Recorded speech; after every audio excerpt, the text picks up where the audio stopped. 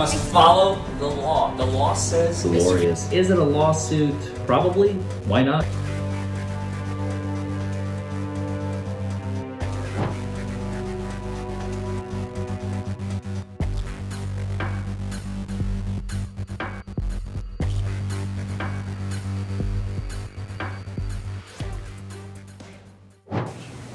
All right. Henderson County District Court now in session with honorable judgment. Good morning, everyone. Thank you all for being back again so soon. You may be seated.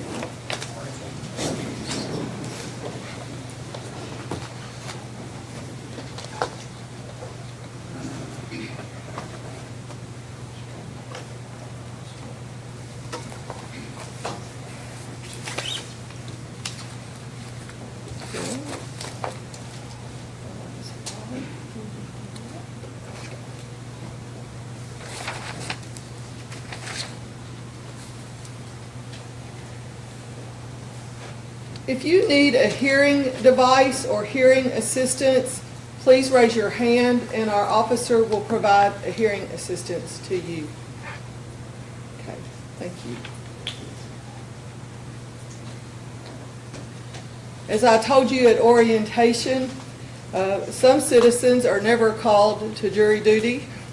Others may only be called once. This may be the only time that you sit at a jury trial. I hope it will be a positive experience, and I thank you on this cold morning for having made your way here. Through the day, I may refer to notes because I want to try to get this right for you and for our parties who are here today. I hope that you'll leave here today knowing that should you be a party to a lawsuit or in a criminal matter in your lives, that you will have confidence in the jury system as you exercise your civic duty here today, that you will understand what would happen if this were you.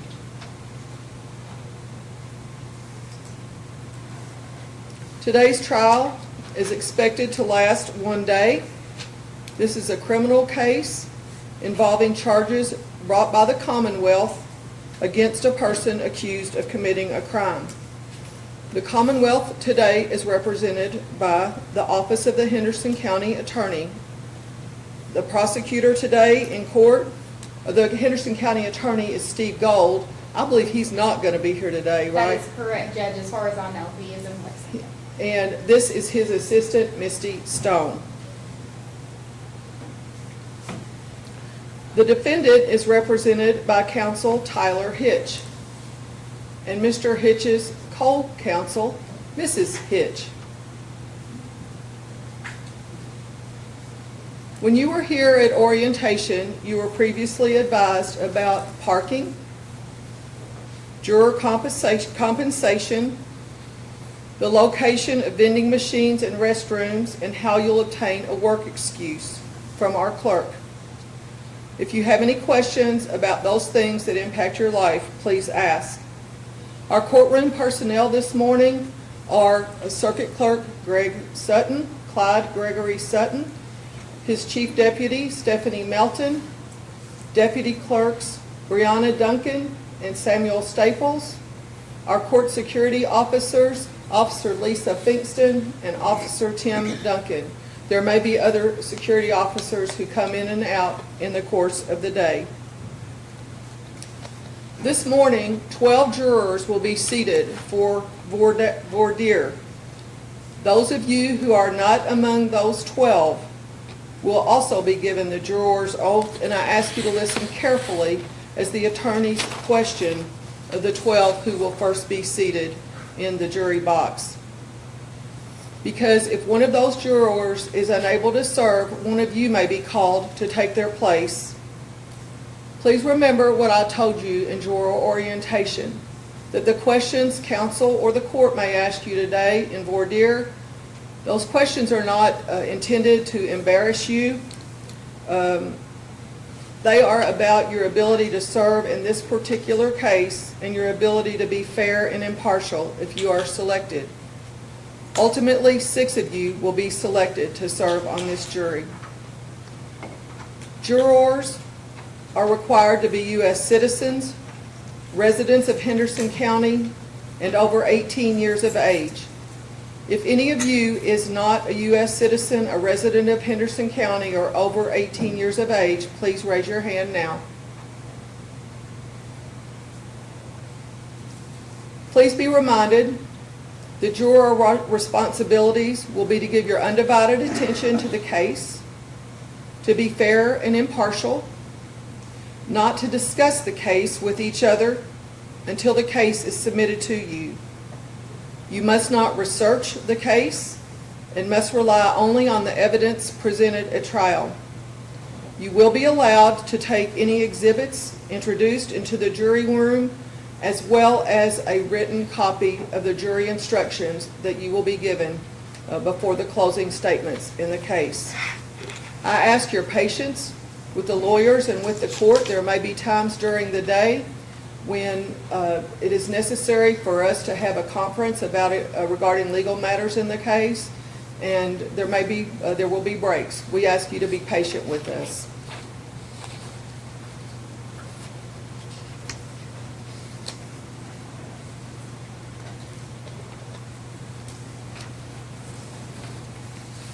Officer Garner has joined us. You also may have seen Officer Peden come in the courtroom, and he will be back today. The case before the court today is the Commonwealth of Kentucky versus Dylan McGarr. Mr. McGarr is charged with speeding 5 miles per hour over the speed limit and with operating a motor vehicle while under the influence.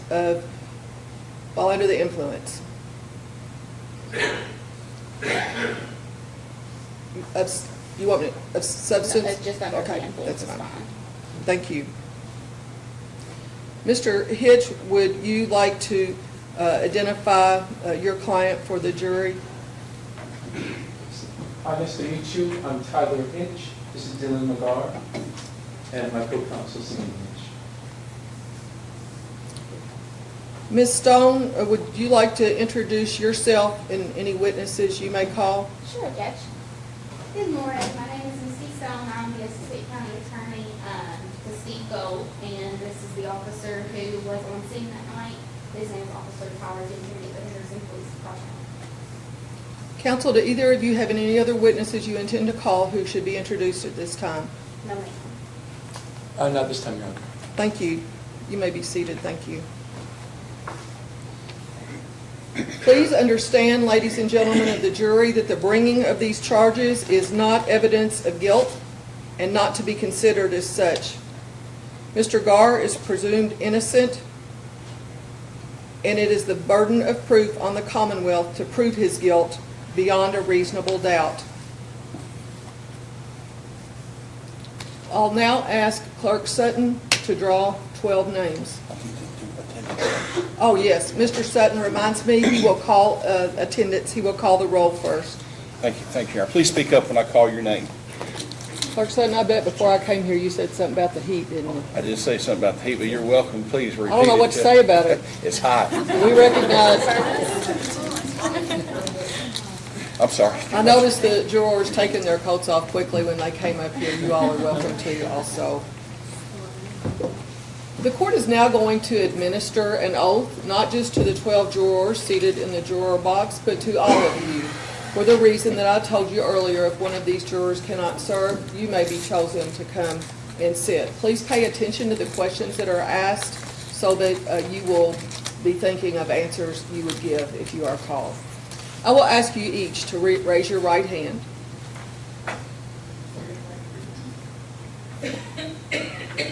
Do you solemnly swear or affirm to truthfully answer the questions to be asked of you at this time?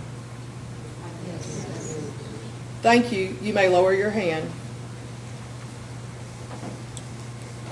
Counsel, are you ready to proceed? Yes, Your Honor. Thank you. Good morning, everybody. Well, at least it's not cold in here. I apologize. Hopefully that will cool down in a little bit. But I'll go, so really what I'm going to do at this point is I'm going to ask you all some questions to make sure that both sides get a fair trial. That's really what we're here for today. In doing so, I may ask some questions that you're not comfortable answering in front of everybody. That's perfectly fine, and we're set up for that. So if you just let me know, what we can do is opposing counsel and I will take you to the bench where Judge Newman can put on what we call white noise. We can all hear each other talk up there. Nobody else out here can hear you. None of these questions are intended whatsoever to embarrass you all in any way. It is just to make sure that we are getting a fair jury for both sides, okay? If at any point you all want to ask me a question, this is the only time to do it, so please feel free to take advantage of that. So in today's session, this voir dire jury selection, what I need you all to do is be what I call brutally honest with me. Can somebody volunteer and tell me what it means to be brutally honest? Anybody? First thing that comes to your mind? I like it. I like it. Anybody else have an alternate definition? Tell the truth. And what I have heard some people say is don't sugarcoat it. We're not sugarcoating it. That is not what we're here to do today. So can we all agree that it's tell the truth, first thing that comes to your mind? We're not going to sugarcoat what our answers are. I would appreciate that. That'll help us get through this.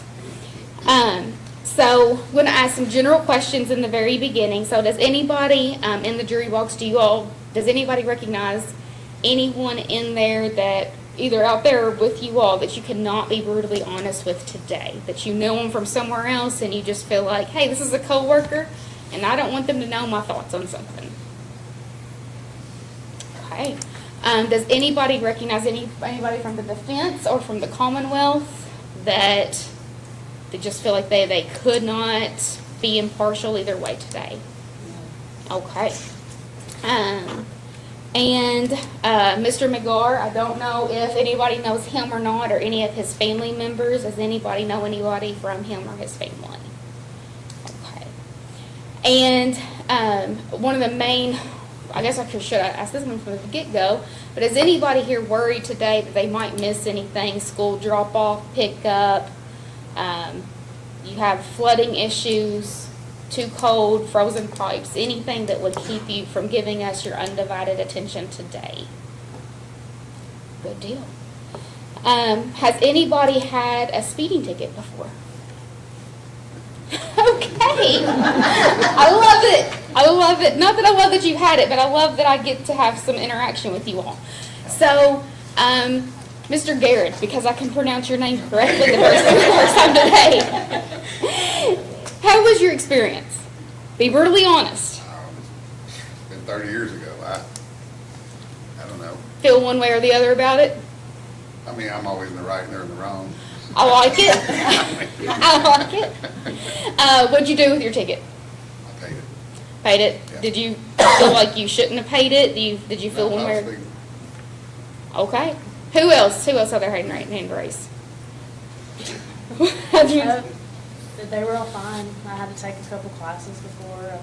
I paid them before. I stood before the judge before. Did you do like the diversion program, the CATS, or Yeah. something like that, the state traffic school? It was Everything several went years well? ago. Mhm. Gotcha. Okay. Ms. Schneider, you said you had one. How did that go for you? I just paid the fine. Paid the fine. Did you feel like you shouldn't have, that you should have, that it wasn't fair at any point? I felt like it wasn't marked well enough, Okay. but I obviously was speeding. Okay. I paid the ticket. Okay. And then, who else? I'm sorry, there was a lot going on. Okay, so we have, or is it Ms. Halterman? Halterman. What about you? How did you feel? Speeding, I paid it. Speeding, you paid it. That's fair. I got one. I've had one too, out of full disclosure. Ms. Carter, did you have your hand raised? You did not. You're in the minority. Mr. Bushiri, did you have your hand raised? How did you feel? How was the process? The process was fine. Was the officer fine? I don't remember. That's. One of them was JT Southern. It's been that long. Oh gosh, I don't think we have him anymore. All right, and Ms. Williams, did you have your hand raised? How did it go for you? Did you feel like it was fair? It How was your experience? Did anything feel unfair? No, no. Awesome. Anybody else? Miss Egan's, is that right? Egan's, I'm sorry. That's fine. How was that process for you? Did you feel it was fun? I was speeding. You were speeding, okay. Yeah. All three times. Sorry. I just love it because I love that I have a lively jury today. That's fair. But nothing, at any point, did it ever feel unfair to you or that you needed to do something? Was it a negative experience with law enforcement? Has anybody here had a negative experience with law enforcement at all? No? You? Mr. Boucherie? Yeah. How did that go? And if you want to approach the bench, we can do that too, that's fine. Well, twice. Twice? Okay, can you tell me about those times? One time, I was pulled over supposedly for reckless driving because I hit a curb coming out onto Green Street. Okay. That was it. They was looking for somebody that was in the back seat of my car, but they gave me a ticket anyway. And then one time, I got the old Walmart. Mm-hmm. I got stopped or surrounded with 3 different police cars in that parking lot, and they thought I was somebody else. Okay. They looked at my driver's license. They read me some riot act stuff. 2 of the officers said it was my driver's license. The officer that initially parked in front of me said he didn't believe it even after they were done and returned my license. Said he still didn't think it was my license. And apparently they was looking for somebody else. Okay. They pulled over the wrong person. And one officer told me that in the winter, I used to grow a long beard, and I let my hair grow to my shoulders. In the spring, I took it off, got a short haircut. So my birthday's in January, so it's always got long hair and a beard. Understandably looks significantly different, somewhat, So, not yeah. that much, but So anyway, he told me that I should get a new driver's license when I cut my beard off and cut my hair, and that in the fall, when I let it grow back, I should go back and get another driver's license. And I disagree with that. if it makes you feel better, I do too. Huh? If it makes you feel better, I do too. So I don't know what his problem was, No. but yeah, to me, that was a bad experience with an officer. Did you, so when did those occurrences happen? Would that have been with this new administration or Oh, before? no, this was, I don't know, probably in the mid-late 80s, Okay. maybe early 90s, I don't know. Gotcha. City police officers, all 3. Okay. So we have a city police officer today. Are you going to hold It that? wasn't him. Okay. He's too He young. smelled and he said I wasn't born. He's too young. Officer Gentry, when were you born? 96. 96. So So he wasn't even thought about. But since he is with the Henderson Police Department, do you still feel like you could be impartial to him, or would you hold that against The him? person's either innocent or guilty. Okay, I'm here for it. Let's see. And then whenever you handled that matter, did you talk to anybody did you go to court over it? No. No? They didn't give me a ticket. No. They just rousted me and let me go. Both times? No, I did get a ticket for reckless driving. That's what I thought. So which was not right. did you talk to anybody with the county attorney's office then? Who was my lawyer? I don't remember. There- Too long ago. That's fair. That's fair. Do you feel like it was handled okay once you got to court, or do you feel like there's something going on with the court process that's not really fair? Well, no, I paid the fine. You paid the fine. Still standing by either you're innocent or you're guilty. I don't think hitting the curb is reckless driving. Absolutely. Well, and we don't have that here today. So that might help us a little bit. So I'll go over some other questions. Let's see. Let me make sure I'm hitting the other thing. So I'll kind of hit the elephant in the room. We see a lot of things on social media, on TV. And so some people just think that police officers as a whole are corrupt. There's bad officers, and they're all bad officers. You can't have a good officer. And some people truly think that. Does anybody here agree with that, even just like a little bit? If you do, raise your hand. No. Okay. Some people think that the justice system and that prosecutors, that they're corrupt.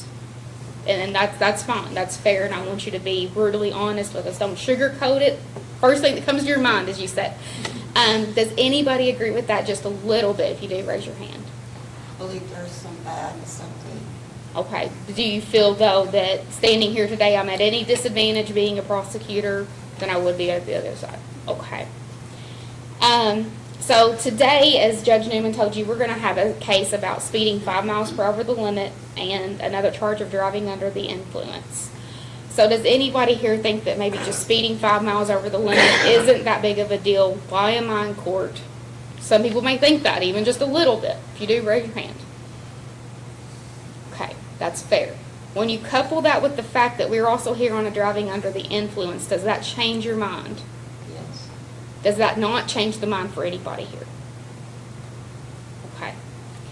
Does anybody think that driving under the influence is really not that big of a deal? We should not be here for that. Does anybody agree with that even just a little bit? If you do, that's fair. Raise your hand. Okay. So whenever you have a drunk driver driving under the influence, some people may think that there should be certain qualities or symptoms or something that you plan to see, that you must see. What's something that you would think you would see with a drunk driver? Swerving. Okay. What else? I'm sorry? Slurred speech. Okay. Usually if they're driving slow. Driving slow. Anything else? What about once they get out of the vehicle? What would you, or when you see their person, what would you expect? I don't know, somebody said, I'm sorry? Can't walk straight. Stumbling. Okay. Aggressive. With alcohol, it would be a smell of alcohol. An odor of alcohol. Okay. So is there anything that you all think that, so let me back up a little bit. If the only thing about driving is that there was some speeding and that was the reason for the stop, do you think that you could find the defendant guilty of driving under the influence without there being swerving? Go ahead. That's fine.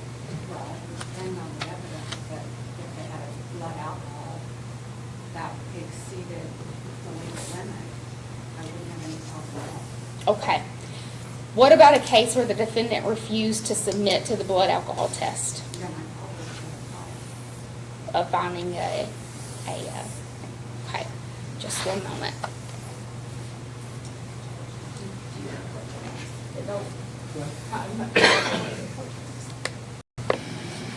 With that, I don't know if we should go ahead and strike Ms. Schneider for cause. No way. That's a total valid juror. That's not at all that she'd be unbiased. She seemed based on the evidence she went with a certain way. You can strike her, but that's not preemptive, is it? I think it is. I mean, she said if he's refused, she cannot find him guilty, and then that puts the Commonwealth in an absolute disadvantage. No way. That's totally based upon the evidence. That's not being an unfair, biased juror. That's based upon the evidence. That would be for you to strike her, not for preemptory strike. She said she couldn't. She did say she couldn't. So maybe let's bring her up here. I mean, if you're... Ms. Schneider. I don't think so. Ms. Schneider, could you approach the bench, please?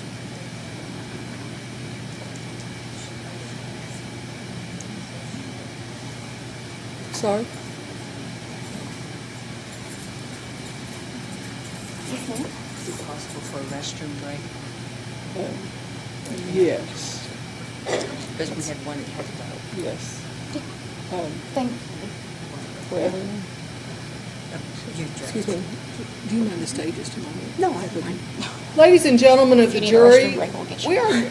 we are going to have a restroom break. I know you've been sitting here a little bit now and you were waiting before to come into the courtroom. If you could come back in about 5 minutes or so, there will be another opportunity for a longer break shortly. Thank you.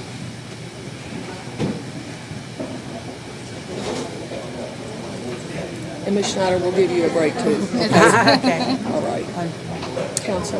Yeah, so what I was saying is, so did you say that you felt like without swerving and then also without a blood alcohol content test, like without any results, you just could not find him guilty of driving under I the would have a influence? difficult time finding them guilty. It depends on what the evidence is. Yeah, exactly. I mean, they could have, they failed the sobriety Yeah. test of walking, you know. Yeah, yeah. Let's let her answer, please. But otherwise, I mean, I just think it would make it more difficult for sure. Okay. Because you'd have to have something to show. Right. So the field sobriety, do you know how that works? You don't have any? Yeah, I used to work in law enforcement. Okay. All right. I gotcha. That's understood. So, do you want to ask any questions? No, Mr. yeah, Hughes? just if he wasn't swerving and confused, but he fell flat on his face, you could find him guilty. If he was like, I'm not doing good, like there's other Yeah, evidence slurred you'd consider. speech, things like that. Thank you. Ms. Schneider, do you believe that you can listen to the evidence that's presented here today and weigh that evidence when you are given the law to be fair and impartial? Yes, I do. You don't believe that, let me ask the question better. Do you believe that your assertion that it would be more difficult if there is not proof, do you believe that you can be fair and impartial regarding all the evidence? Yes, I do. Counsel, I may not have asked that, Dave. Would either of you like to clarify what I was asking? I think we can proceed with questions, and if you have a further issues, let us know, and Okay. and then we'll handle those. And if she's free, she can go use the restroom, I guess, if she would like. Thank you, Ms. Schneider. Thank you so much, you. Shonda. Thank you.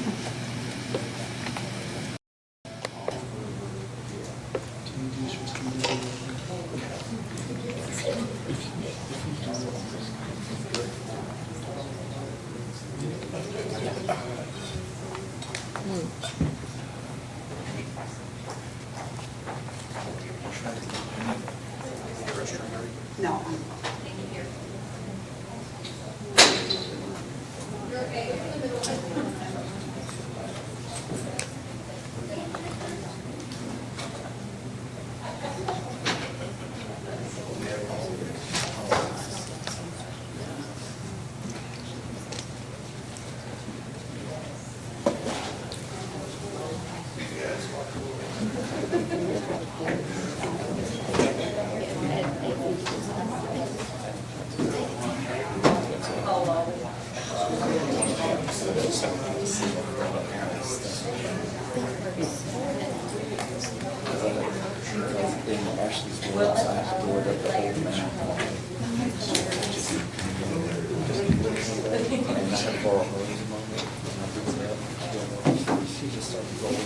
She can see it. It's a good idea, Tim. Not so high, 96 eyes over here.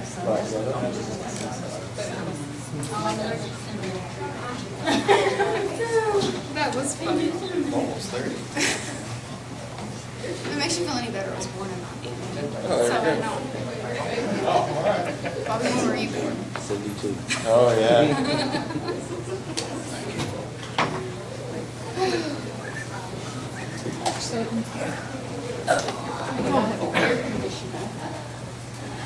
I hope Walmart ordered like Walmart Plus with those air conditioners. Beer.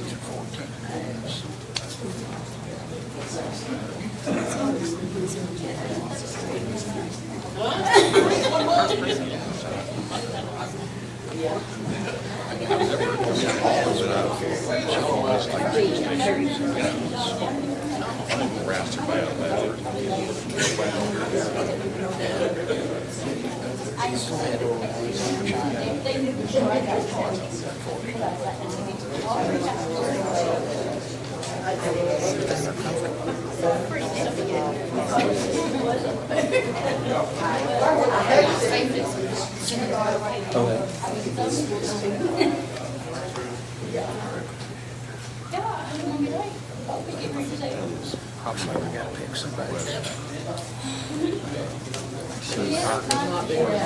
Not the one here was This is my first. I'm gonna go around.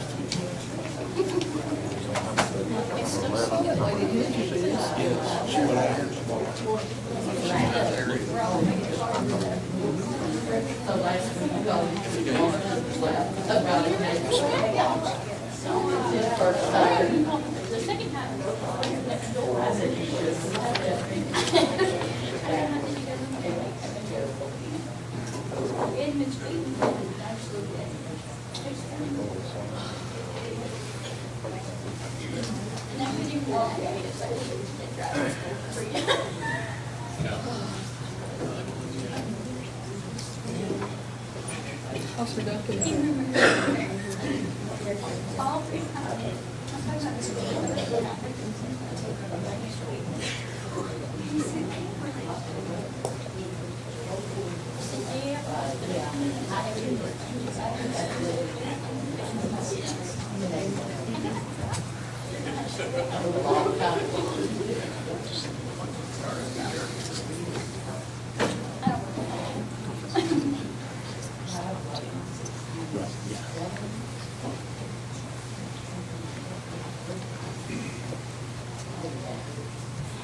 Anybody cool off in that time?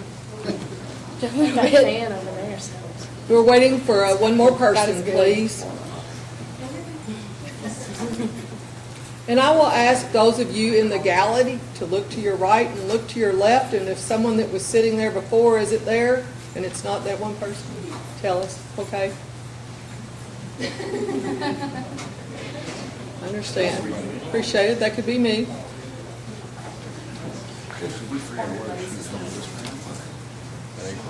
I was just telling them I'm gonna like Walmart Plus, one of those portable air conditioners, and just randomly plug it up. Well, the doors, I guess. She still wanted to fix you. The only problem is those go to the secured areas, and I'm sure what we call the administrative office of the courts, or AOC, would not be happy. Oh, okay.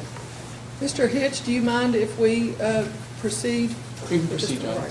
Ladies and gentlemen, as I told you before we began, it's your duty not to permit anyone to speak to you or communicate with you on any subject connected with this trial. Should anyone attempt to do so, you're directed to report it to the court. Additionally, you're not to talk among yourselves on any subject connected with the trial, nor form nor express any opinion hereon until the case is finally submitted to you. Is there anything the jury needs to report to the court at this time? Thank you. You may proceed, Ms. Stone. Thank you, Judge. Okay, guys. All right. Let's see. So we have, let's just pick back up and keeping the same, brutally honest, all of that stuff that we talked about. First thing that comes to your mind, all of that, telling the truth and not sugarcoating it. But a general question that I have, does anybody know what a .08 means? .08 BAC, Mr. Bouchery. Be the measure of alcohol. It depends on if it was a breathalyzer or a blood alcohol. It would be different between the two, or could be. Okay. And do you know what a .02 means? .02? Mm-hmm. .02, low. .02 is low. So the .08, if I told you that's the per se drunk driving number limit. in Kentucky. Unless you've got a DOT license, then it's half that. Well, I like the knowledge. Do you know, but let me quiz you. Do you know what a .02 means? What limit is that, a .02? That'd be down to the bottom of the scale. But if you're under 21, that's the legal limit if you're under 21. In Kentucky. In Kentucky, yes, sir. So again, though, we're not going to see any of those numbers today.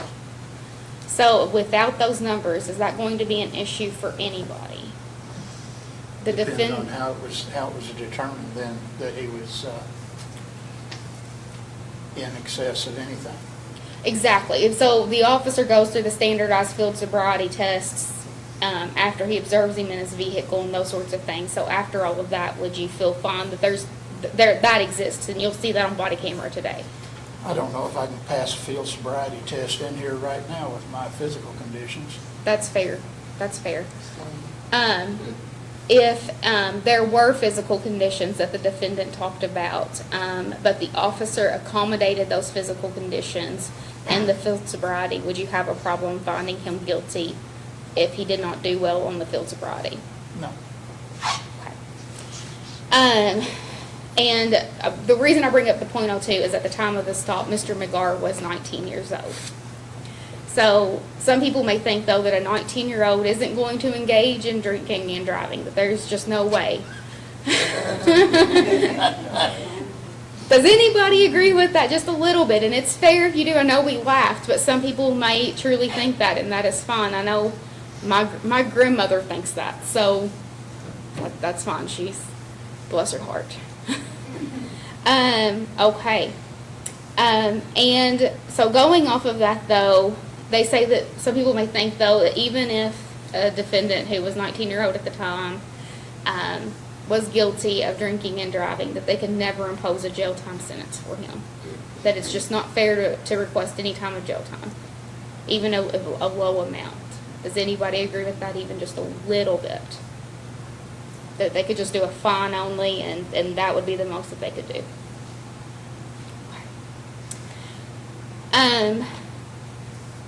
Let me make sure that I'm not covering too much.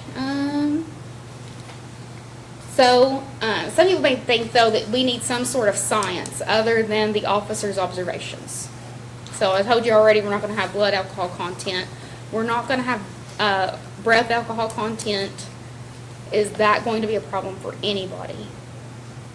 Be brutally honest with me. If I don't see it, if I don't see numbers from breath or blood, I just can't do it. So what are we going off of then? Just the officer's observations. And would that be an issue for anybody? Has the officer been trained to know the difference between .01 and .02? He has gone to the academy and done that training there. Is that enough for you? Do they do that specific type of training? I don't know that they get into it as much as as to other types of training. What kind of training would you hope for specifically? I don't know what kind of training they have for alcohol recognition. Say that it was just the basic training, and the defense is telling you it's literally just the basic training, and we're not going to have anybody here to tell you, but that is an instructor from the academy that the officers go to. It's not A-ROD. You might hear that A-ROD's a more advanced type of training. The officer today does not have A-ROD training. I do not remember what A-ROD stands for right now. I'm sorry. I feel like a deer in the headlights on that. But it is an advanced training. This officer does not have that. He does have the basic field sobriety training, and he'll be able to articulate that today to you in layman's terms. Is this his first offense? I cannot answer that. Do you mean if is it the officer's first DUI trial or No. the defendant's Is it first his offense? first time of, I cannot answer that question to you. Would it make a difference one way or the other to you if you didn't hear that evidence at all? maybe, no. Do you feel like you could still weigh the evidence fairly and still come to a verdict one way or the other without hearing that evidence, or would it make you lean one way, even just a little bit? I could probably still come up with a fair decision. You say probably. Are you sure you could come up with a fair decision? I don't mean to. I'm really not sure. Okay. So he's 19 years old. You're not going to hear anything about a breath test, blood test. You're just going to hear the officer's testimony and observations from that night. You're not going to know if this is his first offense or not. You won't hear anything like that. You do know he's 19 years old. And as a matter of record, we can't bring anything juvenile into court anyway. So even beyond that. So I can't get into any of that. Is that it? Just a little bit, is that going to be an issue for you? Maybe a little bit. You feel like you'll lean toward the defense? Well, it would help, if he's done it multiple times, of course, jail time is but it might be a little deep if it was just his first time. Could you still find him guilty even though just a little bit on, just, even if you don't have to do jail, you could do a fine only as well? So you could still find him guilty? Yeah. Okay, and if anything else pops up, feel free to let me know. Just interrupt me, that is perfectly fine, I wish, and if anything comes to anybody's mind, please interrupt me. I've had somebody do that before and was like, as a matter of fact, thinking of the charges, I just thought of an incident 10 years ago when she told me almost a life story on that, and I was glad to hear it and glad to know about it, and so please, anybody who wants to interrupt and remind me or say something, let me know. Ms. Egan's, I've corrected myself. Did you raise your hand? Okay, I still thought I saw you. I didn't want you to think I was ignoring you. No. All right, so let's see. So today, though, you also will hear some evidence, or you'll hear it on the body camera footage at least, that the defendant says that he had a bum leg, and he says on the footage that he had 3 knee surgeries, and so he may not be able to do the field sobriety tests very well. I forget exactly how he phrases that. Is that going to be an issue for anybody today to find in favor of the Commonwealth? You know, we had 3 knee surgeries. He says he had 3 knee surgeries. We don't know for sure. We know that he had, we know that it was not 3 knee surgeries on that left knee, as he says. I think he has left knees, as he says. But you will not hear from a doctor or anything today as to any of that. I do not think that they intend to introduce any of that.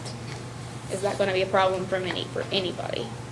Do we know, will we be informed as to the time relationship between this field sobriety test and his surgeries?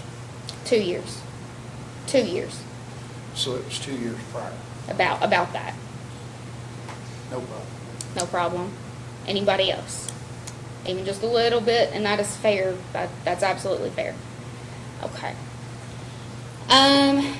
The officer did not get a search warrant for the blood test. You're probably going to hear about that today. It's not going to be an issue for anybody else. That's why you're not going to hear anything about blood. Okay. Then, let's see. So some people may say, though, there's got to be one specific sign that I see from somebody. And I think we've heard today that everybody agrees that it just depends on what the evidence is and there's not one thing. But, correct me if I'm wrong, does there have to be one sign or one piece of evidence, either thing, one sign from the defendant or one piece of evidence that the Commonwealth must produce that in order for you to fine for the Commonwealth? There has to have been a reason for the stop, Is speeding 5 over enough?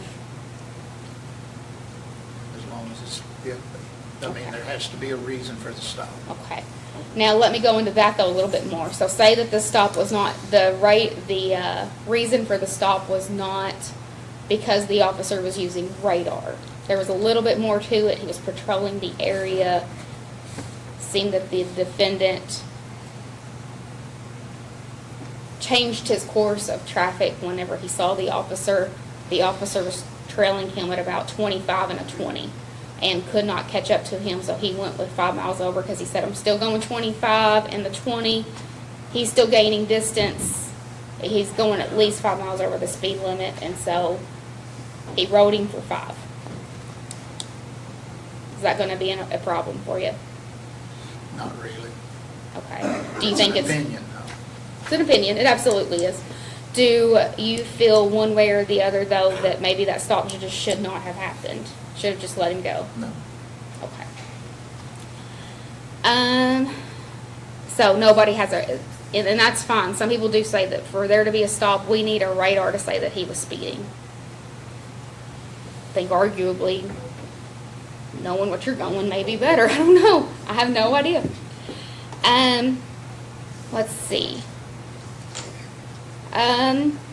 Something that you're probably going to hear today from the defense is things that the officer just did not do. For instance, during before the observation window starts, he doesn't check his mouth and all of these other things after the defendant already tells him he's not going to submit to the breath test. Is that a problem? Mr. Busher? It's not a problem. Even if it says somewhere that technically you're supposed to. That doesn't mean he has to. But if he's not, there has to be some other methods. Okay. So, you don't have to do anything, but there's recourses for that. So the officer so say that there's a manual that says that the officer was supposed to check his mouth prior to the 20-minute observation window, and he doesn't do it because the officer, or Mr. McGar, the defendant, had already refused to take the breath test. So the officer does not check his mouth for substances according to this DOC. Check his mouth for substance, like see if there's chewing tobacco, gum, anything like that in there. And I think this manual was from the DOC, Department of Corrections, some sort of training manual. And he did not do that. Is that an issue for anybody here today? Even just a little bit. Does anybody think the officer must absolutely be without fault, that he couldn't have done anything wrong in order for you to find for the Commonwealth? Is there any other reason that I haven't covered here for you today that anybody wants me to know about? Whether you just don't want to be on this jury panel, and that is fine. You need to be at home with your dog. I think of that because I just left mine this morning and I felt so bad. Just if you, any reason you cannot give us your undivided attention today. Yes, ma'am. I'm the only technician at a farm, at a hospital in Morganfield, and the pharmacist is by themselves today, so that's my concern. That's your concern. Do you think that you would be thinking too much about what was going on at work for you to be able to focus? I'm thinking about it now. Okay, all right. So, do you feel like you wouldn't really be able to pay attention to the evidence? I'll do what I have to do, but If you can't, if you think you're thinking about it now, so if we're going into the evidence and we're getting into the mundane field sobriety and things like that, because I can't promise you that this is going to end by lunch. I can't promise you that this is going to end by 4. yeah, I would be worried about it. You would be worried about it? The joint face on that would be able to excuse her. Mr. Hitch, That's all right, Your Honor. and I'm sorry, please remind me of your name. That is Ms. Marsh, the court will excuse you from service today. I will say that my sister's a pharmacist, and I know they're in a similar situation today, so I appreciate that. Ms. Duncan will give you an excuse for work if you would approach her. I'm going to announce at this time, please, ladies and gentlemen, just so you all know, we still, at this point, have a disability trial scheduled for next Friday, February 28th. We have no trials scheduled for Friday, March the 7th. We do have trials scheduled for March 14th, 21st, and 28th. Please call the Juror hotline. As soon as we know the status of those trials, we'll update the hotline. If you need to know that again before you leave, I can tell you. Ms. Marsh. Thank you, Ms. Marsh. Anybody else going off of that, that is fair. I think Mr. Sutton is going to call us a new person. You may.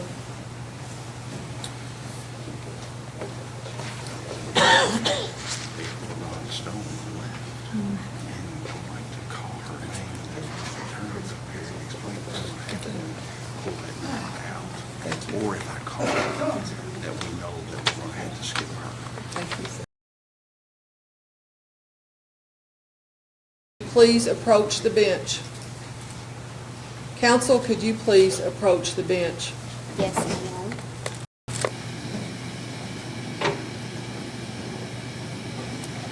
Also, Judge, I do want to say for the record, I know she has the last name as me. I do not believe we're related. I do not know who that is. Do you want me to explain what happened? When we took a break, came to me with this document, and she, I think in jury orientation, had indicated that she had some concerns about being able to serve, but she came today and went through the attendance process, and then at the break she brought this to me, which is a document speaking about her medical condition. Okay. then she left. Okay. So her number, 22, is in the box still. Okay. Okay, and I was going to, trying to explain to the judge, and if I happen to pull her out, then I'm just going to say that's Go to the Stone, next. and we'll skip her and go to the next one. Just want to make sure everybody's okay with that. Thank you. Thank you. Thank you, Judge. I'm You said sorry. that was number 7. 22.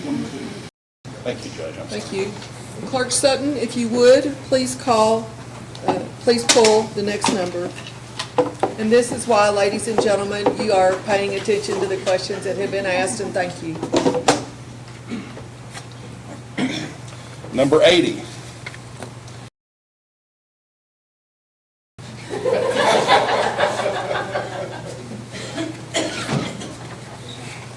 Did I get that right, Darwin? Thank you. Welcome to the hot seat. Literally.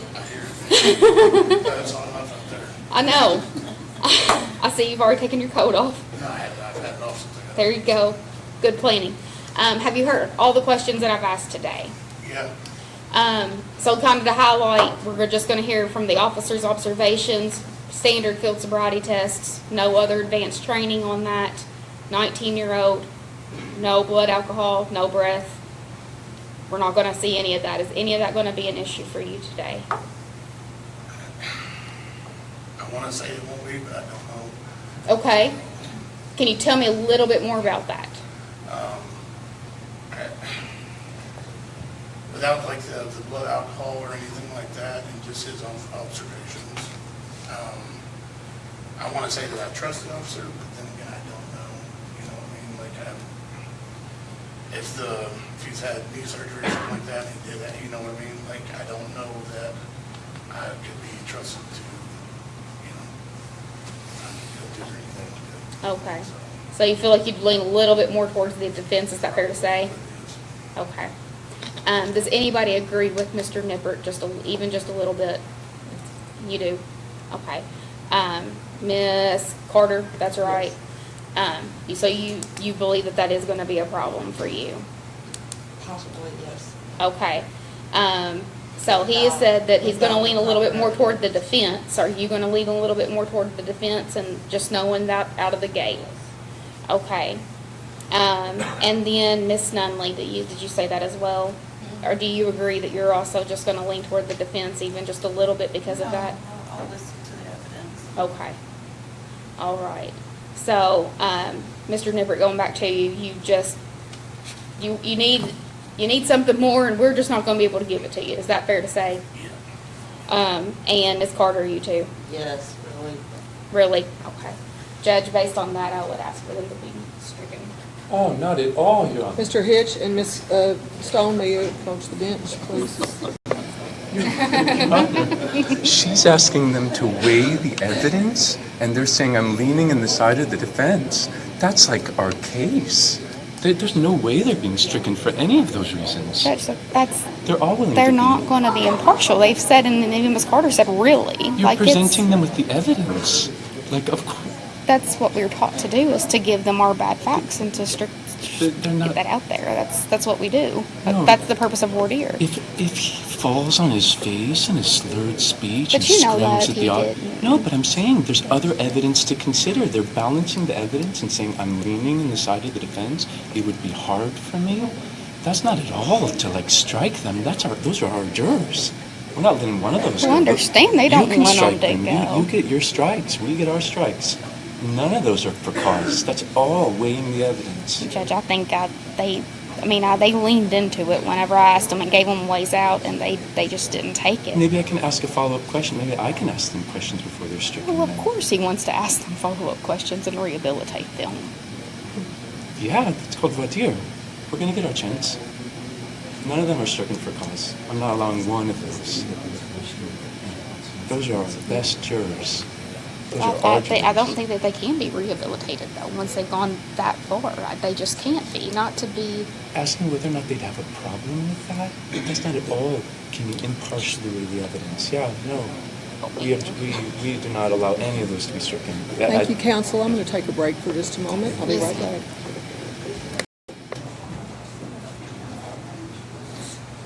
Ladies and gentlemen, I'm going to ask you if you are welcome to stand, and I know, and move around if you want. I'll be right back. Thank you.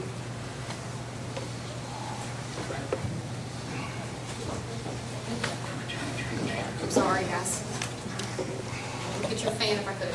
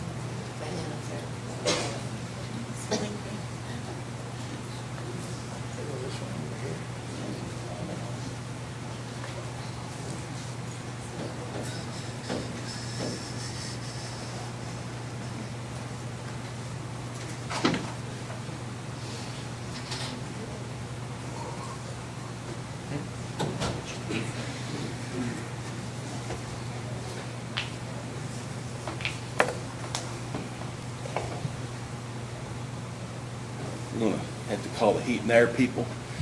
Where's James when we need him, guys? You know? Oh, no kidding. We need to just cut that breaker out completely.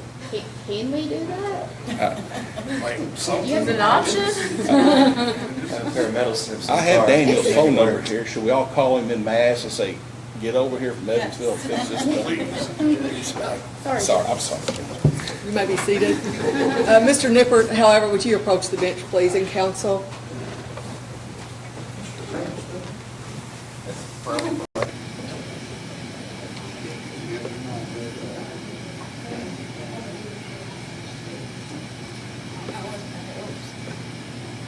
Do you want Ms. Carter as well, or do you just want to do them at the same? Let's do one at a time. Yes, ma'am.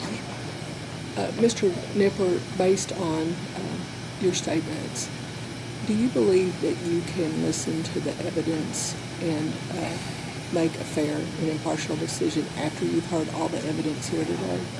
No, I'm gonna lean with him on that. I don't know why, it's my, I don't know. Gut feeling? Yeah, it's just a good feeling. What if he got on camera and said, "You fucking car, you pulled me over"? What if he like sloshed up against the side of the vehicle? Judge, that's not the evidence. The evidence hasn't been presented in court yet. But he's trying to give him facts that don't exist. Yes, to see if he'd be impartial. You're not allowed to give them evidence and then tell him in hindsight that he wouldn't have been fair. He's allowed to know if there's other evidence presented. What if he goes to the station and says, "I'm not taking that drink"? What if he admits to drinking 10 drinks? Like, what about then? Could you be fair? They're trying to say that you can't be fair because you're saying that you would lean in the side of the defense. That's what I'm saying. Could you be fair if presented with competing evidence? And if I said no? I mean, if I said no, that I couldn't be? If you said, "No, I'm going to find him not guilty no matter what," then that's a different thing. With my eyes closed, my ears closed, he's not guilty. Then that's a different story. Okay. I'm asking whether or not if there was other Judge, evidence he cannot presented. rehabilitate him at this point. He came up here and was very unequivocal in his answer. I mean, that's the way I see it, so. And you are saying, no, you do not believe you could be fair and impartial, regardless of the evidence? No, Judge. You couldn't find him guilty? No. Okay. Well, I would have loved to have had you as a judge. I guess we lose. Okay. I'm sorry, I No, apologize. I appreciate, no, I want you to be the brutally honest. Okay. That's what I'm asking for, so I Hey, appreciate that a lot. That's the only thing I can do is just try to be honest. No, that's what we're all looking for today. All right. Thank you Mr. very Nippert, much. thank you for your service here today. Do you need a work excuse? No, I should be okay. Thank you. Thank you. Ms. Carter was great. And thank you, and we agreed to that. I didn't know it went that far. Ms. Carter, could you approach the bench, please?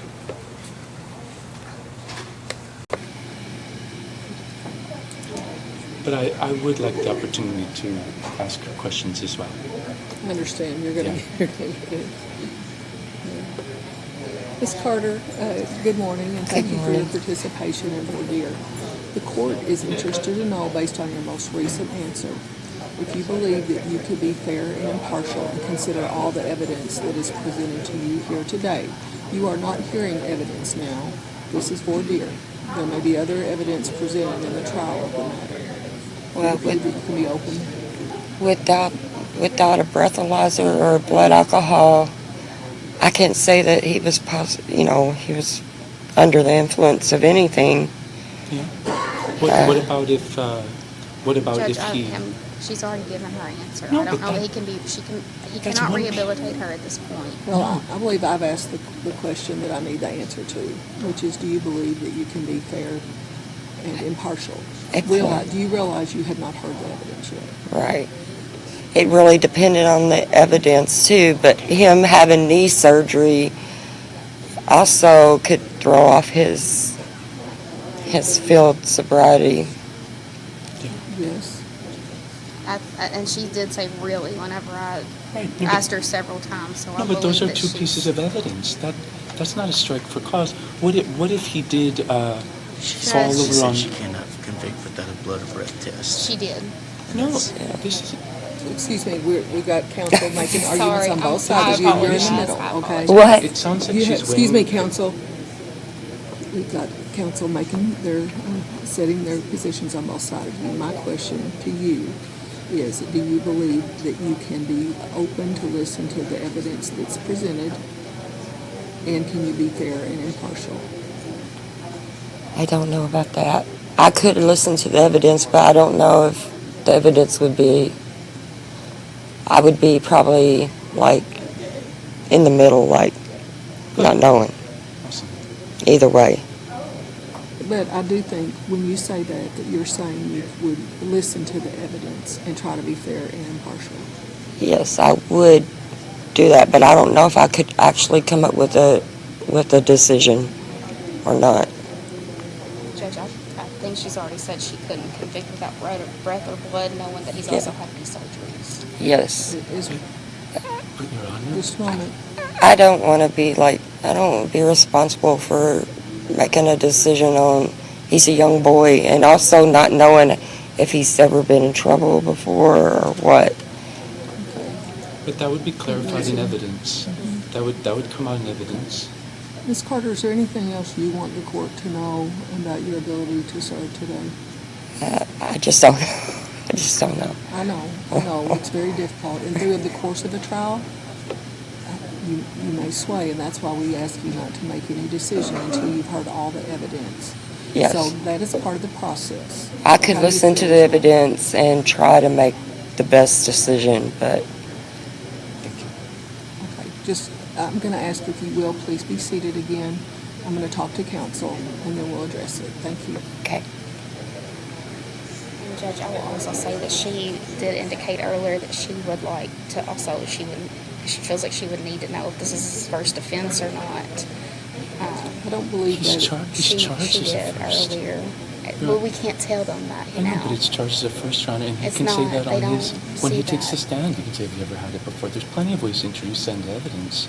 You can't, and you cannot It's introduce. irrelevant to guilt or innocence in the first place. She's already considering factors that's not relevant. And she's flat out said she's not going to be able to convict without a blood or breath test, Judge. That No. in and of itself is sufficient to strike for cause. Not at all. Not at all.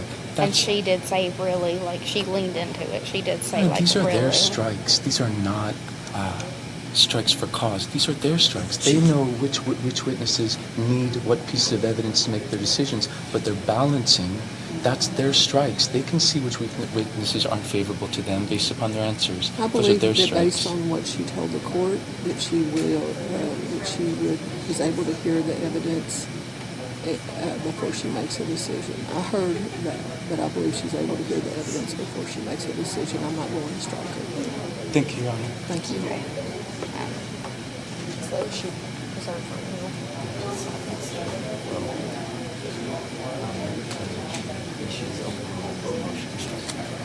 So Judge, you are overruling the motion to strike for cause. Okay. Thank you.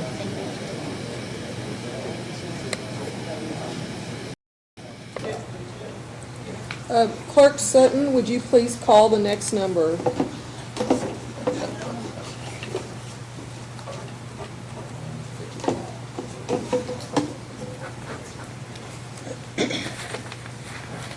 Number 112.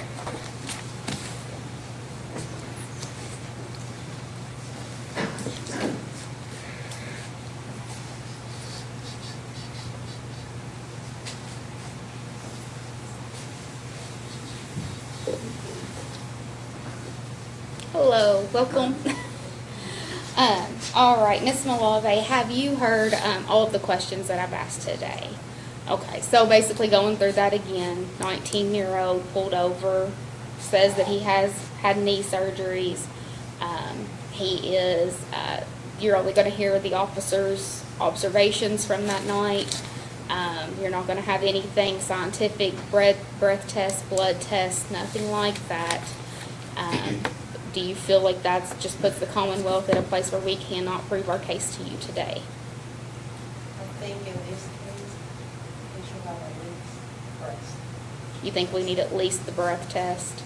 And if he refused that breath test, we cannot prove to you that he was under the influence. No, I mean, there's other signs. I'm sorry. There's other signs. Okay. It could be elderly. So, do you feel like the officer's observations might be signs that he is under the influence? Yes.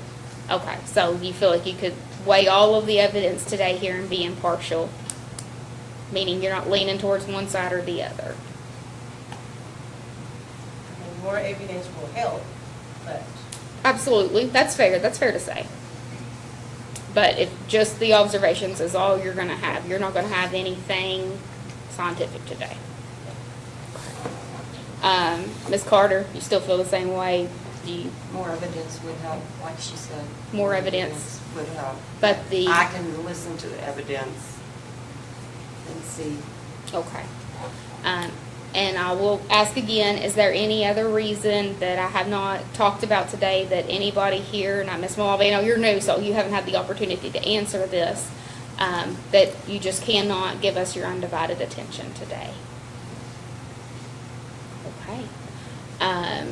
Does anybody have anything else they want to add? I know that Judge Newman did say something about the phone policy. I do want to say my father had emergency surgery yesterday, so if I pick up my phone, it is not out of disrespect to you or your time. I really appreciate you all being here today.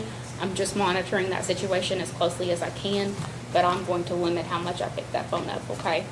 That would be the only reason I picked that up today. All right, thank you guys. Thank you so much for bearing with me through all of this, and thank you all for being here on this cold/really hot day. Mr. Hitch? Thank you. Hi, everyone. I have never been more excited for a jury trial in my life. Do you know what just happened? I think you just heard 15 things that you're not going to see. We're not going to have swerving. We're not going to have any type of advanced field sobriety. Real quick, what is my job here today? Like, let's say I just sat down there and we kind of played through the whole trial and I just sit here and I'm like, What's my job? To prove there wasn't enough evidence to convict him. Ooh, it's neat. To prove there wasn't enough evidence. What if I don't prove anything? Well, according to the rules, he's innocent until proven guilty. Thank you, Mr. Boucherie. I just know, forgive me, I just know you're not going to see him on the jury because he's speaking the truth and they're going to strike him. You've got it. they need to prove, right? Everybody needs to prove something. Well, we don't. Well, you need to prove they're wrong. Mr. McGar, is Mr. McGar at this moment, is he innocent or is he guilty? That's true.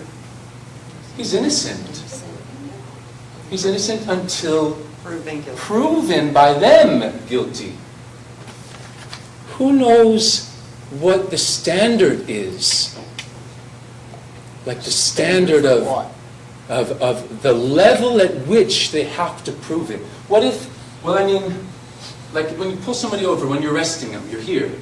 It's like, well, I smell alcohol and, I don't know.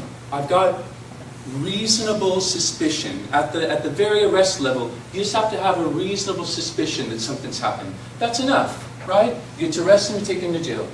Who's ever been on a jury before? You guys all been on a jury before? No, Nobody? never been called Oh. to jury duty. Miss Halterman, what type of case were you on? Was it like a money type of, like a civil case or a criminal case? Criminal? How many's ever been on a civil case, like a contract dispute or something? In between that first standard, there's a like civil standard. That's the standard is technically preponderance of the evidence. It means something's more likely than not. But a criminal case, what's our standard over here? By the time we get into court, what's the standard that you guys are bound by? You have to find they prove that he's guilty beyond a reasonable doubt. It's not when you arrest him, I've got a reason to arrest him. That's good enough to arrest him, get him into jail. But then, when we come here, it's beyond a reasonable doubt. So, how many of you would like to see either a breath test or a blood test? Hands up. In a perfect world. Well, no, but in a perfect world, they've got to go beyond, I wonder what the number is. Is that a reasonable question? Yeah, but if I extrapolate what's going on now with you into, I'm going to give somebody heart surgery, and I'm not a heart surgeon or a doctor, but a heart surgeon and a doctor should know what they're doing. You're right. Same as You're the right. officer should know what they're doing. Exactly. In their line of duty. How many, by show of hands, would like for the officer to have more advanced training? I don't know what training he's got, so I can't answer that. Great. How many, well, I guess there are little, there's lots of little things like radar and this or that. What if the officer could get a blood test, and he knows he can get a blood test, and he just doesn't do it? How many of you would feel that the officer hadn't followed his training or hadn't... It's not a mandate. Not a mandate. Hey, I was interested in Mr. Boucherie. I'm sorry for focusing on Mr. Boucherie. I feel like he's going to be helpful. I really do. How many... You said something that I noticed that I want you to explain it for everyone. You said, the officer doesn't have to do anything, but there are consequences. What did you mean by that? I didn't mean in this situation. Yeah. I meant just in general in life. Not the officer, anybody that does anything has consequences to that. Yeah. Me, you, everybody. Right. So if you choose to do something, and maybe you're not sure about, we'll just say the legalities of it or the properness of it. Yeah. And it comes back on you, there's consequences. Got it. So, for example... I didn't mean just the officer. No, you're right. It's a general rule that applies. Yes. I guess I'm saying he doesn't have to drive the 20 minutes to the hospital to get a blood test or something. Right? He's not required to do that. I don't know if he's the one that would take them. But if you don't have a blood test, that there's consequences for not having a blood test. If you're trying to prosecute someone beyond a reasonable doubt, there's consequences. It's like, he doesn't get fired or punished, but... There's blood tests, there's breathalyzer tests, there's field sobriety tests. Right. They're all tests. Exactly. Okay. Sorry for I'm all amped up because I was hearing her list out the things that they're not going to have for you. And I just wanted to confirm with you guys that you knew that your standard was they have to prove it beyond a reasonable doubt. I just wanted to make sure you knew that it's not like, he kind of looks a little something. That's not the standard. That's the standard down here when they're arresting. But I just want to make sure you guys, as the jury, knew what your standard was, which is they have to prove it beyond a reasonable doubt. So I'm excited for the trial because she's done our work for us. I feel like I can sit there and just allow them to tell you, you got doubt here, you got doubt here, you got doubt here. How about when it comes to a breath test versus a blood test? Which do you feel is more reliable? I want to go to you. You're Mr. Juice? Do you know anything about breath tests? Who, or maybe I won't pick on you. Who knows things about breath tests or blood tests, or who has an intuition on what might be a more reliable test? I would think the blood. You think the blood? How about you, Ms. Schneider? I definitely. Definitely think the blood. How about you, Mr. Garrett? Blood. Blood, right? Who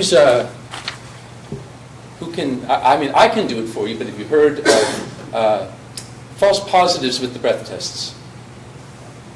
You heard about, they were talking about the different standards. Remember 0.08? Again, a number that we all want. Or if you're a CDL driver, 0.04, we want that. If you're under 21, a 0.02, good. That's a number. Give it to me so I can convict this guy, right? Prove beyond my doubt. I wonder what his number is. Prove me beyond my doubt. If it's a 0.02, what's the margin of error on a breath test machine? Do you know, Mr. Pearl? Very little. Yeah. Margin. Very little margin. How about you, Ms. Williams? Anybody know a margin of error on a breath test machine? Pretty darn close to 0.02. Right? I mean, how about if no, I'll stop it there. I agree. Blood test is far more reliable. But it's not perfect either. It's not perfect either. You're right.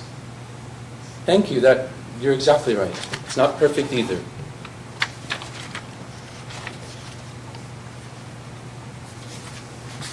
How many of you ever been in a coffee shop, not even drank coffee, but when you got home, someone's like, you smell like coffee. Anybody? I mean, just kind of fun? More like tacos. Yeah, tacos. I was thinking, I have family members who are, even my sweet wife, my co-counsel, her mother is, they cooked lots of food, and you come out smelling like the food, even if you don't eat it, right? How many have ever had alcohol spilled on them in some capacity before? Thank you. You all agree it would be helpful not just to smell alcohol generally, but to actually know how much alcohol is in someone's body, right? Thank you. Because I can go to my mother-in-law's house and fast, and I'll still smell like the food.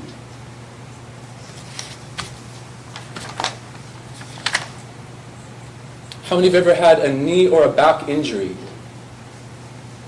Mr. Boucher, I don't know if this is even permissible during voir dire.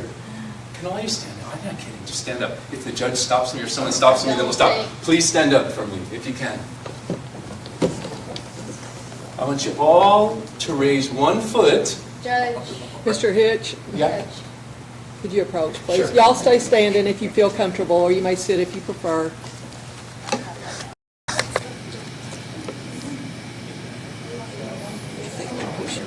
Pushing it by just Yeah. getting their sense on. And Judge, I will also reiterate her motor versus Commonwealth. well, that once reasonable doubt has been placed, I forget the language right in it, but that's the case on it where Miss, cannot remember her name, the lady in the white sweater, she has really good perfume on, I can remember that, she cannot be rehabilitated. I'm gonna assert again, she should be stricken, and What about this portion of voir dire that has this is changed? not permissible. You can't- This- Not this, but since Mr. Hitch has begun his voir dire. Yeah, is there what did she anything say? she's done that's, Well, then she also, just like she needs at the blood test, like again, she's saying she. She didn't say that, yeah. Mr. Hitch hasn't given much opportunity for anybody to Yeah. answer. But that's true. But whenever we created the reasonable doubt from the very beginning in our portion, that is it. Once reasonable doubt has been created, and I go pull my laptop with the language on it, you cannot rehabilitate them. She should have been stricken. That was already ruled upon. If you want to provide that case, I know you're trying to do a lot here. Yes, If you want to provide that case, I'll be glad to take a break and review it. Yes, ma'am. I will do that We're going right to allow now. it to proceed right now. Okay, can the jury take a seat? Yes. Oh, Jury, you may be seated. I'm Thank pushing you. it too. My question is, if I asked you to perform the field sobriety test, how many think you would actually pass in your physical conditions? Like, thank you. And how many of you have had 3 knee surgeries? You said how many's had knee surgery? Yeah. Yeah, I have. Yeah. Got a new one 14 months ago. I remember your question on how long. What if it was a knee surgery within 6 months of the field sobriety? At that point, you should still be in physical therapy, and the function could be a little different. Like I say, I'm 14 months in. Yeah. Do you feel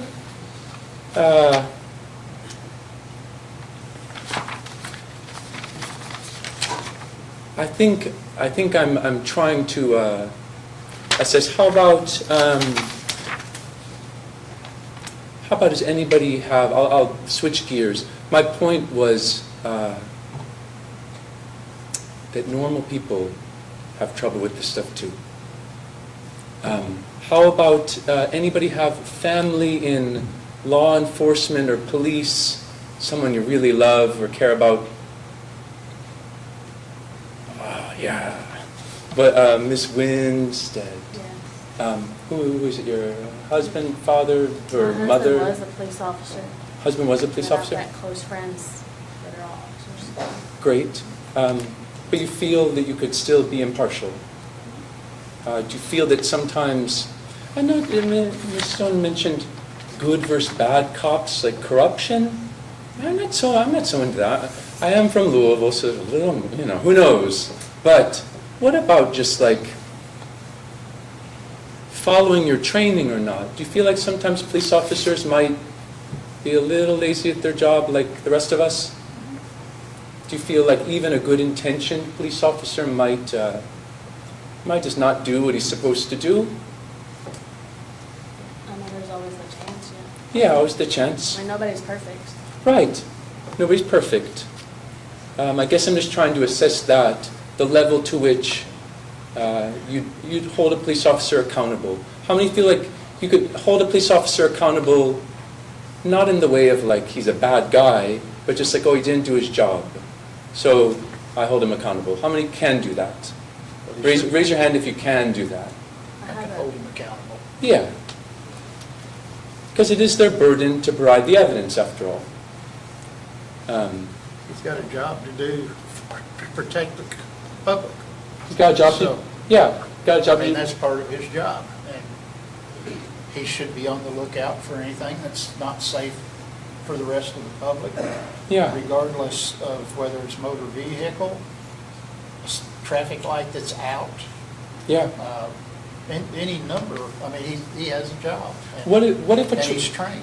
What if a traffic light was out, and he's got a traffic light in his car, and he's looking at that traffic light that's out? It's cold, or I'd rather just stay inside and...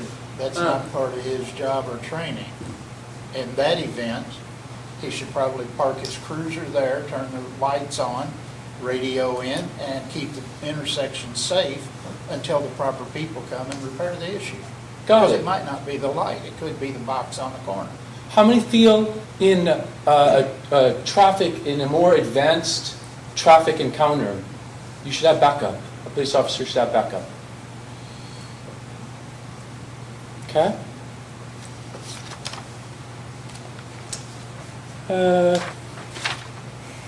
Candidly, in this case, Mr. McGar didn't drink any alcohol that evening. That's our whole case. That's our whole case.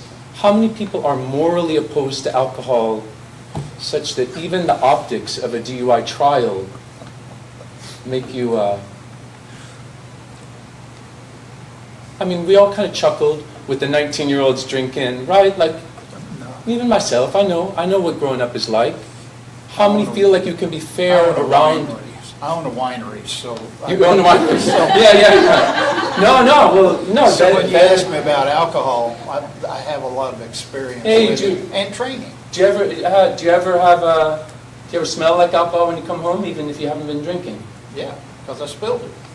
Thank you. What if I accused you of drinking and arrested you? How would you feel? I think there's more to proof that needs to be than just that. No, you walked funny, right? Oh, I do walk funny. Yeah, no, but I don't care. I'm a cop. You walked funny, man. You smell like alcohol, you walk funny. Get in my car. You're arrested. How would you feel? Well, I know it didn't feel good when they slammed the door. I know. No, I'm saying, I smell alcohol and you walk funny. I don't give a crap about your knee surgery. You walk funny, you're going to jail. How would that make you feel? Smelled alcohol, walk a little funny. Then I've got to get my lawyer and thank you and get started. Thank you. on And the then we're up here where we're not going to have this evidence. We're not going to have this evidence. They have to prove it beyond a reasonable doubt. You get a lawyer who makes them prove it beyond a reasonable doubt, right? Yep. Thank you. At this moment, is Mr. McGar guilty or not guilty? Is he He's innocent or is he innocent guilty? right He's innocent. It's not Innocent is been the proven. day he was born, and he got me to have his back, and they're going to have to prove this beyond a reasonable doubt. And I've never felt this before, but at this moment, I feel like we already know there's doubt. I'm just humbly asking you guys to be patient for the trial, and thank you very much for your time. Counsel, could you approach the bench, please?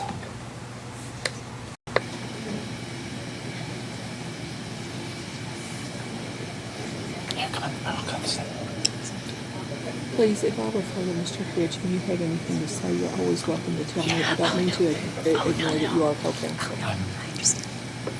She'll be before you soon enough.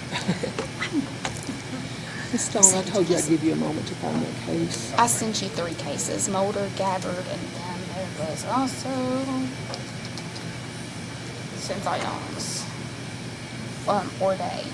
Did you send those to Mr. Hitch as well? I can do that, yes ma'am. It's going to take me a few moments to review those cases, and I will do that.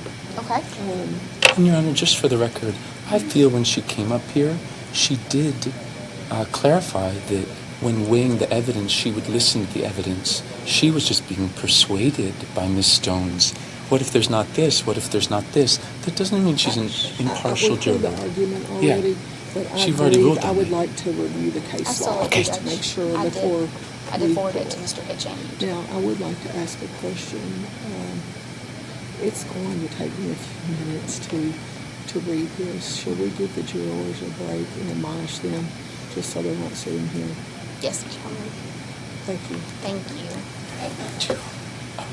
What were you going to say?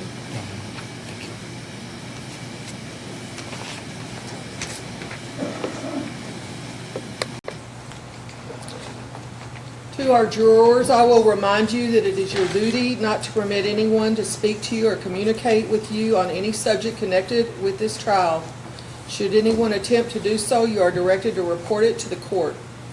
Additionally, you're not to talk among yourselves on any subject connected with the trial, nor form nor express any opinion thereon until the case is finally submitted to the jury. At this point, we're going to take a 15-minute break. Please be admonished. As how I've just advised you, I'll ask everyone again to return to the courtroom in 15 minutes. Thank you. And also, I should tell you, in this courthouse, there are water fountains, there are drink machines, and there are vending machines if you need something. Our court security officers will be here if you do. Restrooms are at the end of the hall on any floor. Ladies and gentlemen, before the break, I admonished you that it's your duty not to permit anyone to speak to you or communicate with you on any subject connected with this trial. Should anyone attempt to do so, you're directed to report it to the court, and you are not to talk among yourselves on any subject connected with the trial, nor form nor express any opinion thereon until the case is finally submitted to the jury. Is there anything the jury needs to report to the court at this time? Thank you. Counsel, would you please approach?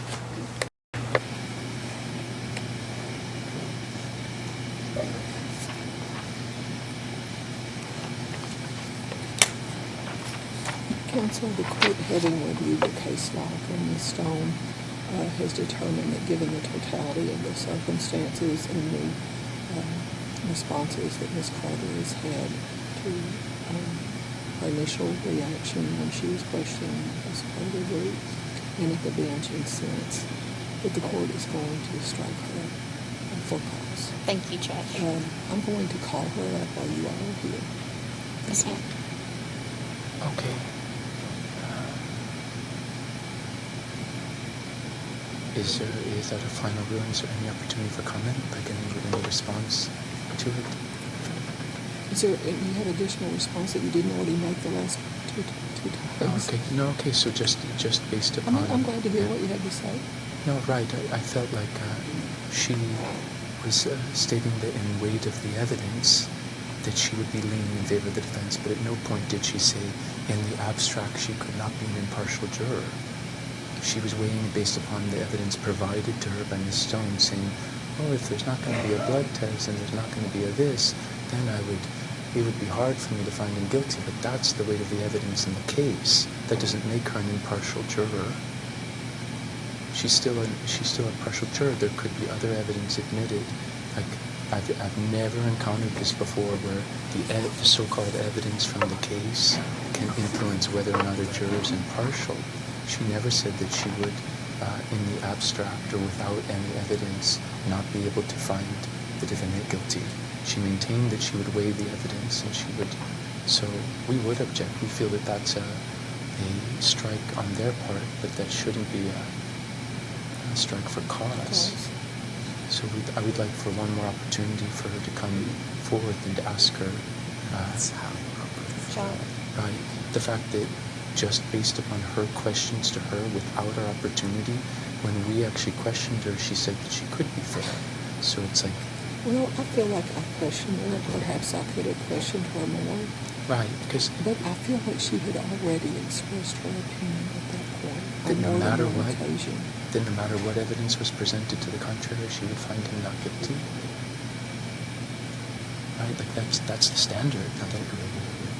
Is that not the standard? Like Judge, you agree? Excuse me. I'll let Mr. H finish. Because I thought you ruled upon this initially. I did rule when she came and said, "No, I would weigh the evidence." So that's what I don't understand.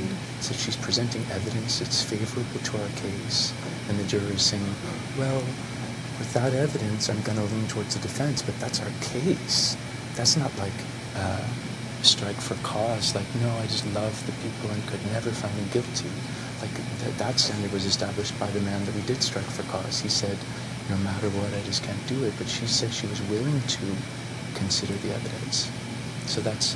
However, I watched and I saw and I heard her differently until she came to the bench. I feel like the way I questioned her, I feel like while she expressed the other testimony that she's giving her today, and her language individually as a whole, as a totality of the circumstances, I believe that She may not be able to be fair in this case. Okay. I would like to give her the opportunity to come up, as you requested. Thank you, Your Honor. Ms. Stone, did you want to respond to Mr. Hitch's argument? Judge, I think he made my argument for me. He wants beyond a reasonable doubt, basically, that she would not be impartial, but we're in a gray area, and that's what the Ordway case talks about. And then there's the other case, Mulder, this is rehabilitation of a juror, which is what he's trying to do, is highly improper.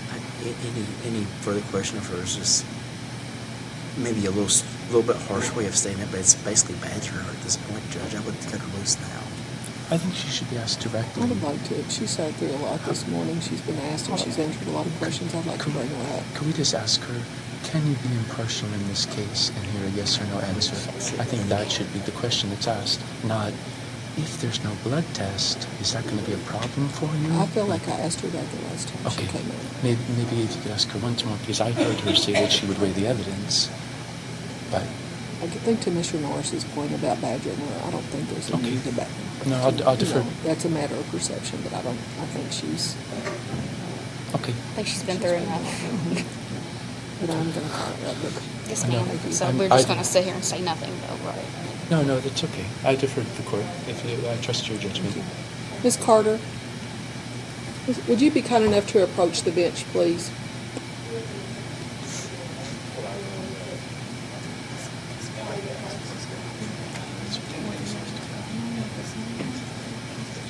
Yeah, let me go over the new one briefly.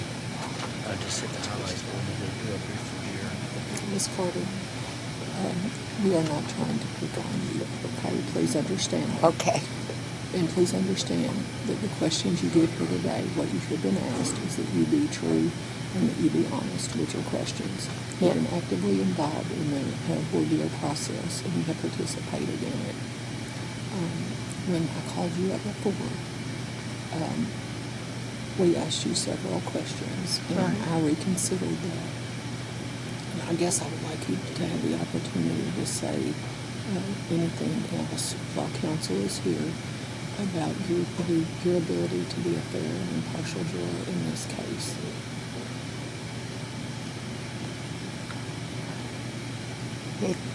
I can be to my best ability, but it just depends on the evidence that's presented to me. I understand that. Initially, you said if there was no evidence of death in blood, Right. that you did not feel. I understood you to say that you could not be fair. I want to make sure that I understood you correctly, and the counsel needs to be sure as well. I'm just saying that it would be make it an easier decision if there was more evidence, like the breathalyzer or the blood alcohol. That's what I'm saying. Because without that, unless, he was just falling down or something, how can I say that he was under the influence of anything? Thank you. Just one moment, please. Okay. I told you before you were in a tug of war between counsel. Right. Please know that this is not about you. This is a legal argument, and I'm going to talk to counsel with you standing here, okay? Okay. Thank you. Mr. Sure, Marsh. Judge. The law doesn't require us to show a breath blood test and does not show us to show that he's falling down drunk. She's predisposed to hold us to a higher standard than what the law requires. I appreciate her honesty, but she's just predisposed to hold us to that higher standard than what the law requires us to prove. Out of the gate, she's going to have her hang-up, Judge, and it's fair. Her hang-up is the lack of blood or breath test. That's her major hang-up. And short of that, she's going to require something extraordinary for us to prove, which is not statutorily required. And also, Judge, she's also hinted that she would have trouble considering the full gamut of penalties, which does include jail time, if it's this young gentleman's first offense.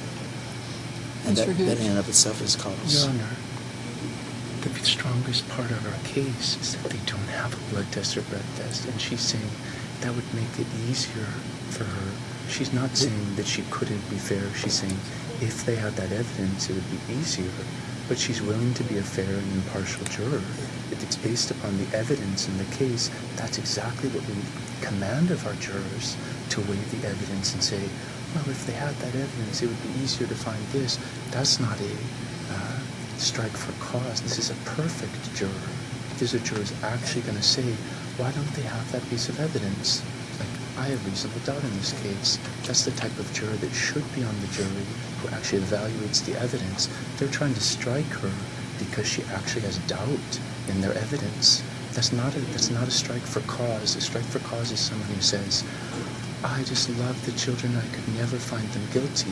She's saying, well, it would be easier to find them guilty if they had that evidence, but there's other evidence that's going to be presented, and so if other evidence is presented, she can find them guilty. That's what she's saying. She's weighing the evidence. Thank you. And if I may, Judge, she's looking for a 189A010 sub 1 sub A prosecution, and that's not what we have today, which is the over .08 standard. And she didn't state that. She didn't say it in those words, but that's what she's looking for. She's looking for a breath or blood test, and we don't have that today. That's and what I'm looking for. With us proceeding under sub 1 sub B, she's indicated that she's going to hold us to an extraordinary demonstration of intoxication. That's how we Thank you. I'm just trying to say, without the blood or the breathalyzer, how can I say he had anything in his system? And counsel, the court appreciates the argument. The court, certainly Ms. Carter, appreciates your being forthright and honest with the court and both sides. Right. Well, I appreciate, Mr. Hitch, that Ms. Carter is your perfect juror. Every juror, yeah. But the court is taking into consideration the totality of the circumstances and the testimony that Ms. Carter has presented here today, and I'm going to err on the side of caution and strike her as a juror from serving in this case. Ms. Carter, thank you. Thank you so much for your honesty. You are going to be free to go today. And I'll ask you to continue to serve on the remaining panel of the jury. Okay, so I'll just call in. Yes. Next Thursday, right? Yes, ma'am. Okay. Do you need a work excuse? Yes, I do. If you'll step over to Ms. Milton. Thank you, Ms. Carter. Thank you, counsel. Thank you. Thank you, Judge. Thank you, Ms. Brigman. Ms. Stone and Mr. Hitch will now have some questions for you. Thank you, Judge. All right. Hi, Ms. Freeman. Thank you. Thank you all for bearing with us today. Hopefully we're near the end of this section. So, Ms. Freeman, I know we've had a bit of a time, so I'm just going to run over everything with you real quick. So, we do have a speeding and DUI trial today. In and of that self, is there any problems that you have with that? Don't feel strongly one way or the other. And then we're going to have no breath test, no blood test to give to you today, just the officer's observations on that day. Trying to be as quick as I can about this, I'm sorry. We do have the burden to prove beyond a reasonable doubt, and we absolutely take that to heart and know that that is our burden. But without those things, do you believe that the Commonwealth can get a fair trial from you? Is there any other reason today, anything that you are, and again, if it's something that you want to discuss and not in front of everybody, but is there any personal reason that you feel like you cannot give us your attention today? All right. Is there anything you want me to know about? Okay. Is there anything else from anybody else? Because this is my last time. I do not mean to be rude when you all are excused. I want to talk to you, but I legally cannot. So thank you all again. This is probably the last time I'll be able to talk to you informally, but really I appreciate you all's time so much for our community. Thank you. Mr. Hitch? No, Ms. Brendan, do you have anything that you heard or observed that you would just want to, do you have any kind of strong opinions on anything that you heard? No. Okay. Do you feel, well, I feel that you can be a fair juror. I think we're ready to go. Thank you very much, Sean. Thank you, counsel.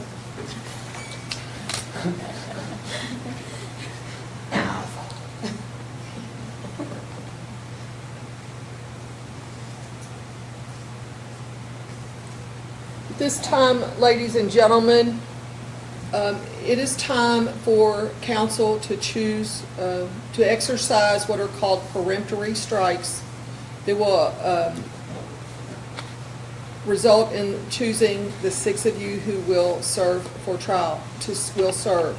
I'm going to ask the rest of you to remain in the courtroom until those 6 are chosen, or to remain in the area. We're going to take yet another break, so y'all are going to get some steps or sunlight or get cool or something for a few minutes. While we do this, we will resume in about, council, how long? That would be 10 minutes. Please return to the courtroom if you leave it in 10 minutes. Thank you. These are the jurors who are selected to serve today. It is time now to excuse the persons who have not been selected to serve on this jury of the Henderson District Court. If you need a work or school excuse, please come to our clerk, Ms. Melton and Ms. Duncan, to get an excuse. If you do not need one, you may be excused. Please call the juror hotline for next Friday. If you want to ask questions about the other trials scheduled for the rest of your term, please raise your hand and ask. I'll go over them again anyway. I'll just say it.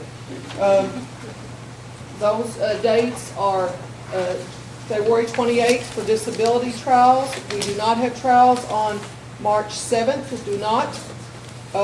We do have trials scheduled at this time for March 14th, 21st, and again on March 28th.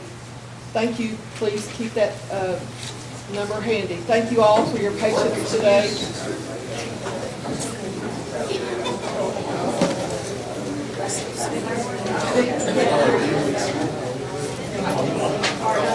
The 6 who are chosen, I'll be with you all in just a minute.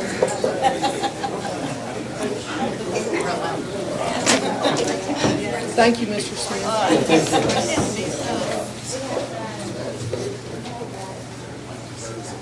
Thank you, Ms. Springstone. There was never a chance you were saying. You got X'd off. Thank you, Ms. Roberts. I wanted to do this.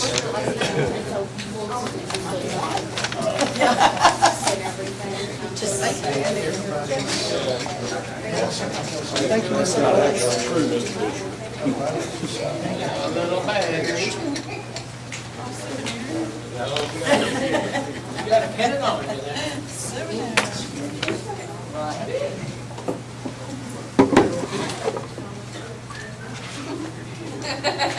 Sorry about that. Thank you, Ms. Thank you. I know, good to see you. Thank you for being here today. Thank you, Your Honor. I really wanted to be over there. Well, you made voir dire very interesting and engaging. Thank you. I'm a detail-oriented person, and there wasn't enough details.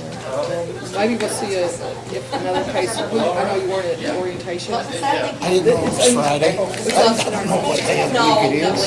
Well, it's unusual for us to have cases go to trial. So, I don't know if you'll see us again, but I'll see you.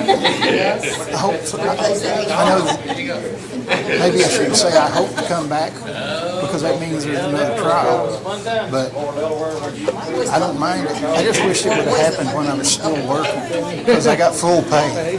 You know, I got full pay then, but now that I'm not working. Right. My niece, she was a busher. I wondered if that would be an issue if it got that far. Thank you, sir, for your service today. On Mondays. Yeah. Anyway, I'll let you be.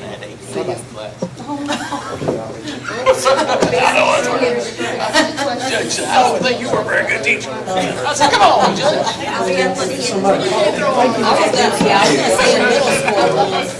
That's why I don't understand why it's being indoctrinated. We can sit down and turn it down. If I could just get this and that. Will she be there this hour? Yes. Kim, she was here the Go first back time. in time. You would never choose. She needs an excuse for the first time at the orientation. I just want to make sure she's here. I want to make sure Monica is present, since she's been here all day. And then, yeah, you went there, you post your college. Well, we can do that. If Monica's not there, Pamela and she'll take it. I'll be down here in just a second if there's any questions.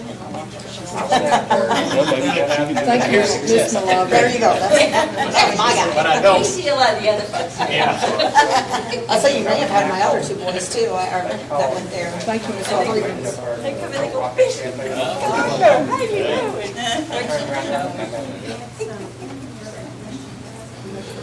Middle school and high school, the kids remember who you are, and they're like, you know, they're like, I mean, of course, they have strong opinions one way or the other, so.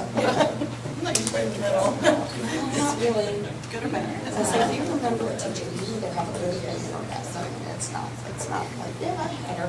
You need that today. You'll have him. Yes, that's what I, February 7th. Oh, okay, there. Pretty work this meeting.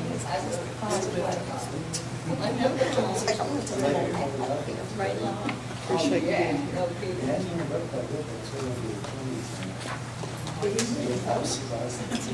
Just thank you. Just let us know and we'll okay. This week is supposed to get to 40 something, so I'm excited for them. Except for the fact that it's going to be a slushy medicine. Mr. Norris, do you have any objection to me swearing the jurors before Ms. Stone returns? No, Your Honor, that's All right. Jurors, we're going to the next stage of the proceedings, and I'm going to ask you each to raise your right hands.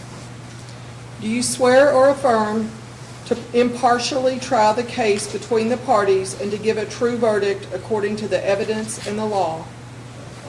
You will remain under this oath and under the previous admonishment that you've heard several times. I'm going to tell you again, now that it's just the 6 of you, that does not change. It's your duty not to permit anyone to speak to you or communicate with you on any subject connecting with the trial. Should anyone attempt to do so, you're directed to report it to the court. You're not to talk among yourselves on any subject connected with the trial, nor form or express any opinion thereon until the case is finally submitted to you. I'll let you know when that is. Okay? Now, I'm looking at the clock. It's 12:15. The next step in the proceedings will be opening statements from counsel, but I'm conscious that your stomachs may be rumbling a little. Officer Peden is going to take you to the jury room, so you will familiarize yourself with that room where you will deliberate or wait if there are delays during the trial. He's going to give you a menu, and you are going to order lunch from Rock House. It will be delivered here for you to eat there, but while we're waiting for the food to be delivered, I'm going to talk to the council about beginning the opening statement so you can have that behind you by the time it gets here. Okay? Officer Peden will take you into custody now. Custody. His care. That's relatively speaking. Thank you all. And you're okay to leave your coats here. You're welcome to take them with you. You're okay to leave them here.